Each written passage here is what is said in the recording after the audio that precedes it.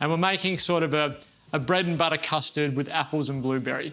So I've got my bread, which is sourdough bread, which I've just chopped into chunks. Yep, I'm gonna pop that into a little roasting tray. So evenly spread that out in the tray itself.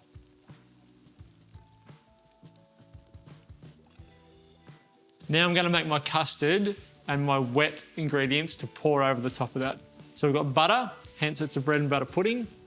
It's about 75 grams of butter. Now butter melting away.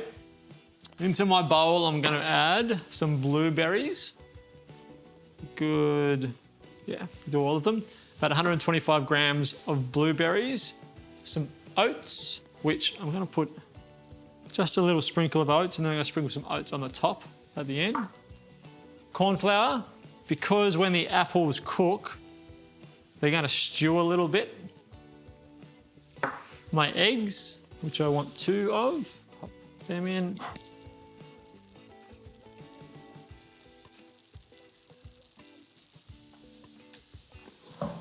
One more.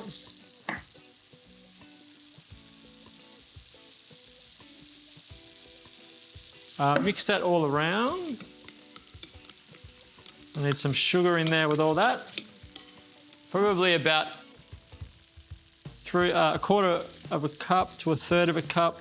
Because the apples and the blueberries are going to be quite sweet, we don't need a huge amount. Mix all that together. We're not making a creme anglaise, so you don't have to go through that process like you would if we were making a wet custard. This is just an egg mix that we're going to make for our bread and butter pudding. Okay, so we've got that mixed. Maple syrup. I love maple syrup and blueberries.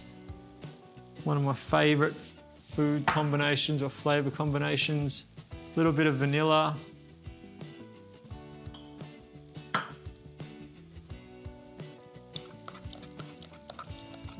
I reckon it's going to need a little bit more corn flour.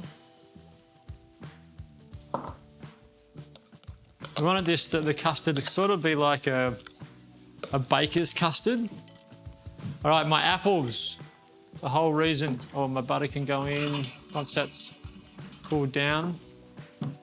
My apples, the purpose of this whole recipe. So I want these to be in sort of bite-sized pieces, probably slightly smaller, about the same size, probably a touch bigger than our blueberries.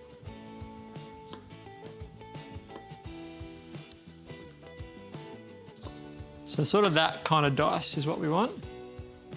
We probably will need, we're only going to need 1 to 2 apples for this. That's a pretty good combination of apples and blueberries. Butter can go in now. So mix that butter in.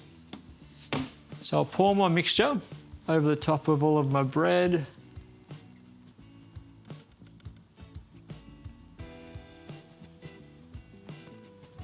All that custard is going to sort of seep down to the bottom, soak up all of our bread, fill in all those holes, spread everything out. And the one thing I am missing is a little bit of milk.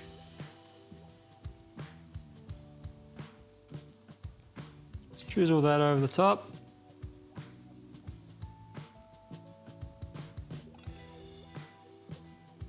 Just want it till you can see the milk starting to come up from the bottom, which that is.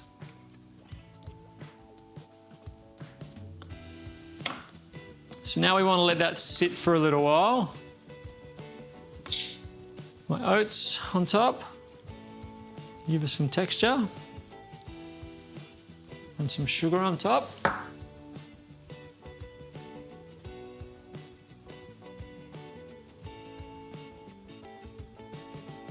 Again, just to try and form a bit of a caramelised crust on top for some texture as well.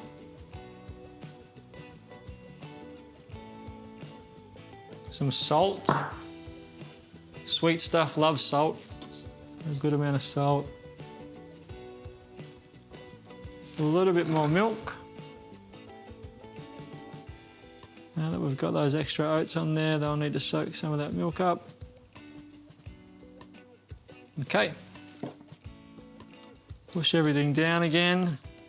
So our bread and our egg mixture is what's going to hold all this together. And then we've just got these little morsels of fruit and blueberries and crunchy oats on top. I was going to add lemon juice, but I don't think I need to. The acidity in those apples will be enough, I think. All right, so now you would pop that in the fridge, let it, actually, you don't really need to put it in the fridge. You just let that sit out, because then you're putting something that's really, really cold into an oven. It's going to take longer to cook. It's only going to sit for half an hour, and there's nothing there that's going to go off in half an hour. So sit that out, let it soak. You want to get to a point that where you push it, see how you're getting some of the custard sort of come up and fill the spoon? You don't want that to happen. You want everything to be soaked up. So about half an hour will do. And then into the oven.